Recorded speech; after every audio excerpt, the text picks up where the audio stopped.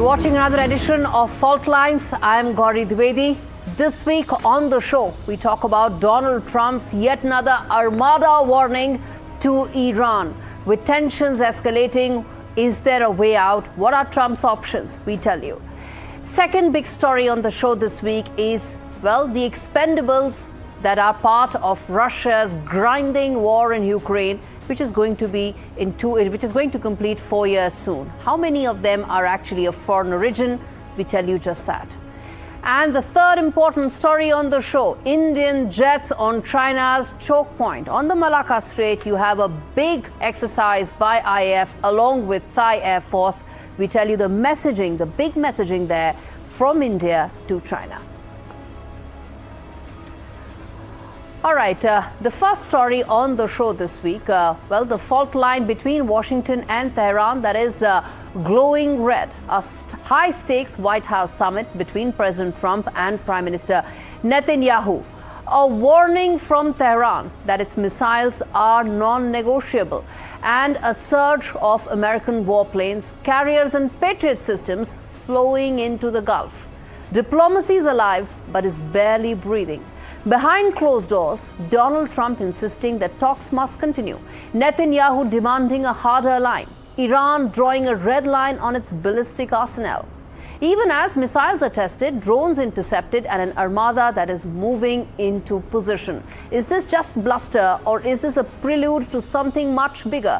We tell you and decode just that for you on the wall. Let's put out some of those graphics right here for viewers to better understand what are the flashpoints and how things stand right now. First and foremost, that summit, that emergency meeting that took place indicates that Israel is cognizant of the fact that if there are any escalations between US and Iran, retaliatory strikes will come on Israeli territory and it will need the backing of Donald Trump and America. Second, the missile line of Iran is actually non-negotiable. Now, why is this important? It is important because there are a very large arsenal of ballistic missiles that Iran has, which Israel says is a big concern and a big barrier for any long-term security negotiations, something that Tehran says is a no-go zone because they say only talk on uranium enrichment, but Israel and Donald Trump say unless you address the ballistic missile stockpile, it's not a deal.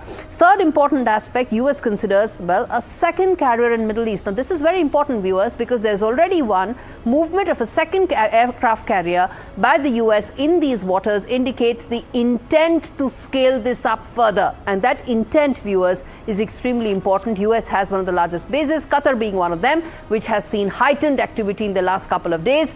Add to it the possibility of a second aircraft carrier, and you're talking about combat readiness of America, indicating this could actually blow red any moment. 110 plus US C-17 deployments in the Gulf. As I said, the messaging here is important. US Patriot systems have actually gone mobile in Qatar. This is the next important aspect. The US Patriot systems in Qatar, where they are now on combat readiness, indicating that they are willing to now take this a notch higher if things go not as planned. Lastly, now, Oman talks are a good start, but they're just that. They are just a good start. They are indirect form of diplomacy. Both sides don't have any formal bilateral relations since 1979. Which way it will go, what will be the diplomacy here is the big key question. Now, here's the picture tonight. Diplomacy inching forward in Oman, pressure mounting in Washington, red lines hardening in Tehran, and Israel warning that it may act alone if it feels cornered. The stakes are very high. Iran's nuclear future, its missile arsenal, and the possibility that one miscalculation could ignite the Gulf. Now, to understand how we really got here and what happens if these talks collapse, this report tells you.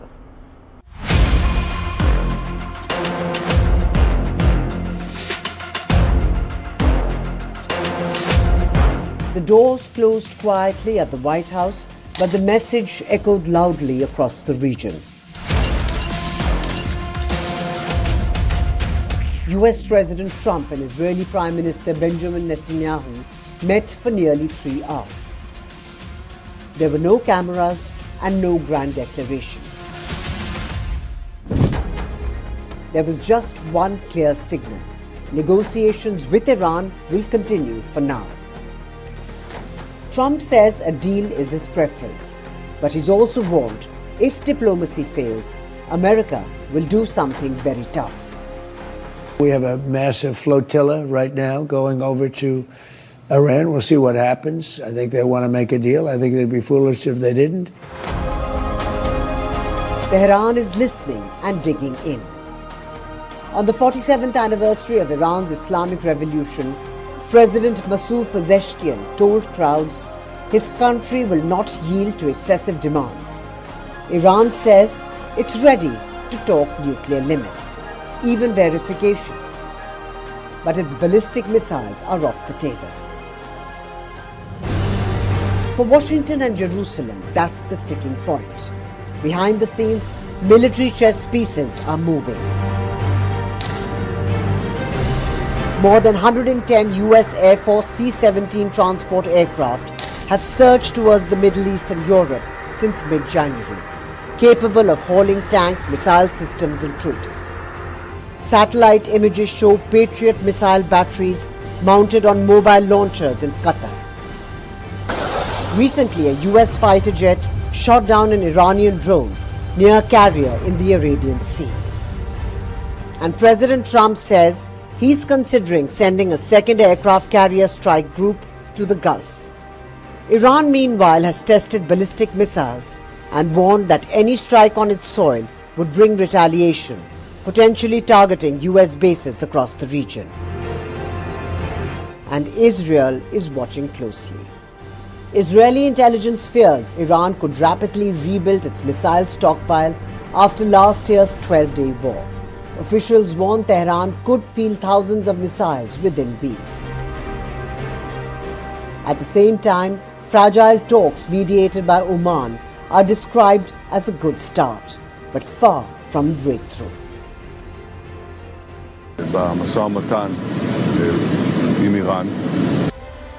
This is diplomacy under a ticking clock. An NDTV Bureau report. Now, to talk more on this, Adel Nazarian, who's a senior fellow at Gold Institute for International Study, joins me from Washington, D.C. Adel, thanks much for speaking to me on Faultlines. Let me start by asking, what do you make of these growing tensions between the U.S. and Iran? Do you think that there is a real possibility of a military escalation and a possible assault by America on Iran? You know, great to be on with you. It's really very interesting to see what's been happening in terms of U.S. allies on the anniversary of the Iranian Revolution. The statements that they have made supporting the government in Iran. Of course, every country has to defend its financial benefits, of course. But regarding the escalations in terms of military, I do believe, frankly, that the United States will be carrying out some kind of military action in the coming days, weeks, months ahead. I've said this repeatedly, and I really do think that actions speak louder than words. And President Trump has always been a man who has stuck by his words. And he's a man who does what he says and says what he does. So I do believe that increased rhetoric is one thing, but I guess the government in Iran shouldn't take the lack of action thus far as a signal that something is not coming. Okay. So when you say something is possibly coming, what could that be? Could it be like one of the B-2 bomber strikes that took place last summer? Or could it be even more extensive than that? Because there's a message that Donald Trump is sending to Iran, and that is what is going to come forth in these military escalations that you're mentioning. What could that be? I frankly think that it will look, I think the B-52 bombers are one thing. I think it's going to be much more extensive than that. I think the message that America is sending, as it will be sending, as it should, is that as the defender of human rights throughout the world, that 50,000 people being massacred in the streets of Tehran and Iran, just generally, is unacceptable. And I think it's really quite cute how they have people like Rick Sanchez and the Pakistani lady from London going around in Tehran and acting like there's nothing wrong in the streets of Tehran and everything is fine, everything is as usual. That's actually straight out of the playbook of the Mujahideen al-Khalq, the MEK. And you have to realize the current government is no different than the MEK and MEK vice versa. So this is what they do. They go there and they bus in or fly in or pay people to go to the streets to act like everything is fine. Okay. So I think that's the message. Human rights need to be defended and upheld throughout the world, and America has that responsibility. Okay. Now, which brings me to ask that, if that assault actually takes place, which you think could be bigger than the B-2 bomber strikes, there will, of course, be a reaction and a retaliatory strike that will come in from Iran on Israel. Are we then looking at another round of the Iran-Israel conflict that happened last year? I do, actually. I do think that if and when Iran is attacked, targeting the governance structure, that Israel will be a prime target, unfortunately. And I do think that it could escalate very quickly into a global conflict. As if Ukraine and Russia wasn't bad enough, this will be far worse because there are other allied nations in the Middle East as well. There's Saudi Arabia, there's the UAE, there's Qatar, there's Jordan, Oman. And so I just want to clarify, I know Bibi Netanyahu is in the US right now. Israel will be needing America's help if that happens. Mm-hmm. Okay. Which brings me to ask you my final question, which is that indirect negotiations have been taking place between Iran and US through Oman. Not much breakthrough has happened. Do you expect, or do you have any hopes in terms of diplomacy? Do you think that has any possibility of leading to some sort of a breakthrough? I think and I wish Oman had been negotiating this before instead of Qatar. I think that would have been a much more formidable and smart approach many years ago. But I do think it's beyond negotiations. I think negotiations will be done. At the end of the day, I can say this. Based on my analysis and what I've been seeing, I am certain President Trump wants a nuclear deal with Iran. He wants a deal. He tore up the previous deal. He wants to make an even better one, and he will get that done. What I'm trying to understand, though, and what I hope he is also seeing, is that he can both have a new deal that is even better than the previous one negotiated by President Obama under Trita Parsi, who we know is a lobbyist for the Iranian regime. Instead, he can actually take an action that will result in a change in the current governance structure in Iran and negotiate a new deal. And I think that's the winning ticket. I think he will absolutely solidify his legacy in such a brilliant way by doing that. Okay. All right, Adele, I'm going to leave it there. Thanks much for speaking to me on Faultlines. And viewers, this brings us to the blinkers of segment on the show. Well, there are no easy answers for Donald Trump. He wants his legacy to be the American president who ended the Iranian nuclear program, not enable it. And he knows that. He's very cognizant of what really is the chessboard looking like right now. That the Iranian operation will not be anything like the Venezuela op. And the kind of military operations that are quick in and quick out, something that Donald Trump likes. But in Iran, it may actually be a long-drawn battle, and American forces in the region are not adequate to support a significant long-term military preps and a military operation in Iran. So Donald Trump's options are very limited on the table. He has some legacy-defining decisions to be taken, even as Middle East peace is on the edge. A new front is now emerging in Russia's war, and this time it is online and not just on the battlefield. From Southeast Asia to Africa, from India to Latin America, there are thousands of foreign nationals that are being pulled into the conflict. Some sign up for money. Some are promised jobs. Some say they were tricked. Ukraine says Russia has recruited at least 18,000 foreign nationals from 128 countries. Yes, you heard that right. Moscow calls them volunteers. Kiev actually is terming them as expendables. The casualties are mounting. More than 1.2 million Russian losses have been claimed by Ukraine. These are, of course, exaggerated figures because they are Ukrainian figures, but nevertheless, there are losses on the battlefield, which means that the demand for manpower is relentless. How do this actually happens now? Why are both Russia and Ukraine now turning to foreign fighters? Who is paying the human price? This report decodes all this and much more for you.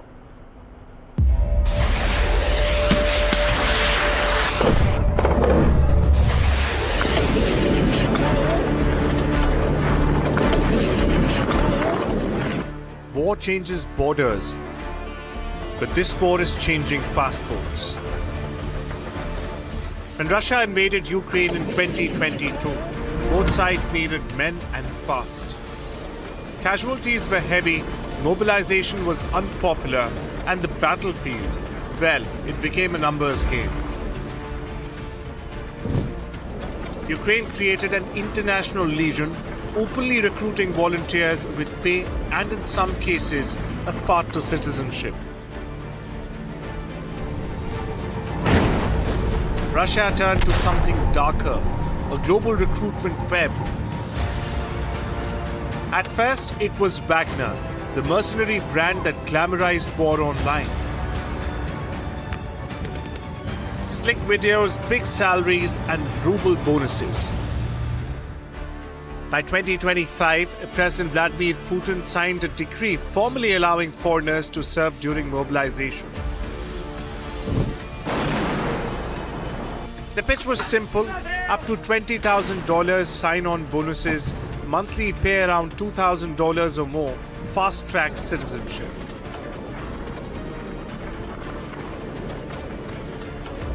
But reality hit like a hammer. Some recruits received just 5 to 10 days of training.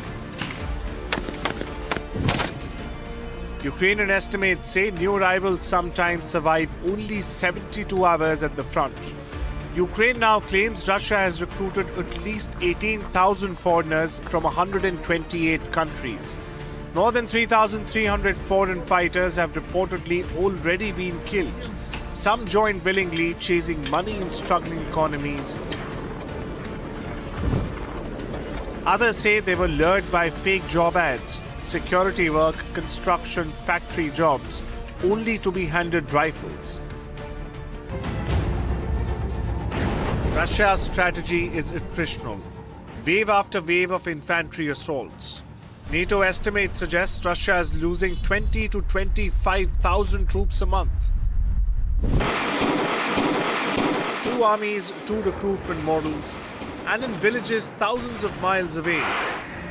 Families are learning the cost of a war they never chose in the first place. Bureau Report, NDTV World.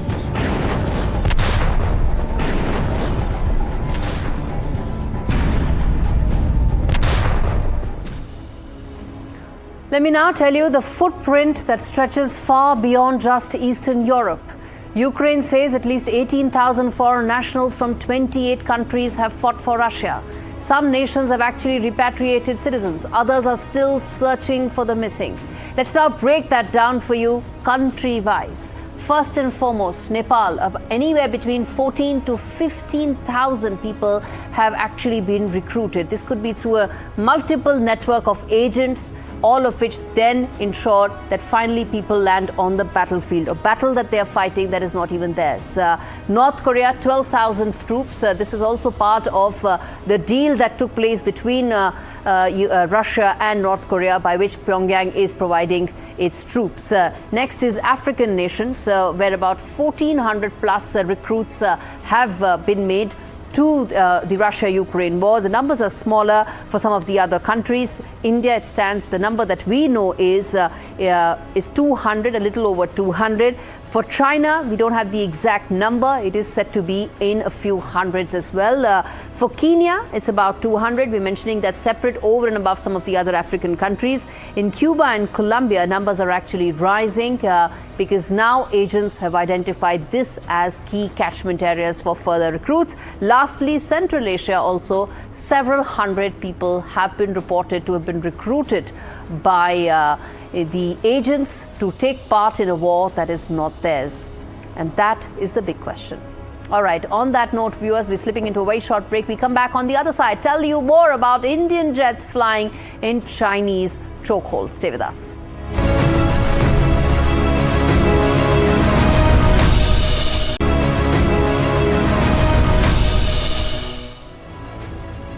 A high-altitude message was just sent over one of the world's most critical sea lanes.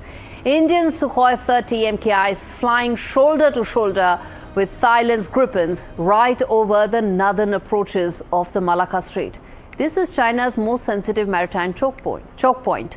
Almost 25% of global trade passes through the Malacca Strait. It's a lifeline for Beijing's oil and energy flows because any other alternate route is much costlier. And now the roar of the joint combat drills slicing through that strategic corridor.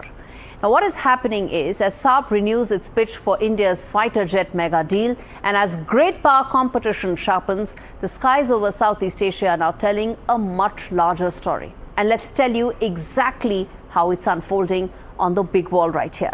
First and foremost, now this is a joint exercise that is taking place in the Malacca Strait, where you have the Sukhois and Kripens over the strategic Strait of Malacca, sending out a very strong, simple, straight message to China regarding the Indo-Pacific. China's energy lifeline corridor is through this Malacca Strait, and it's actually a very narrow strait, about 65 kilometers to about a little over 200 kilometers, through which you have a quarter of the world's global trade passing by, which is why this is a very strong, powerful message to China.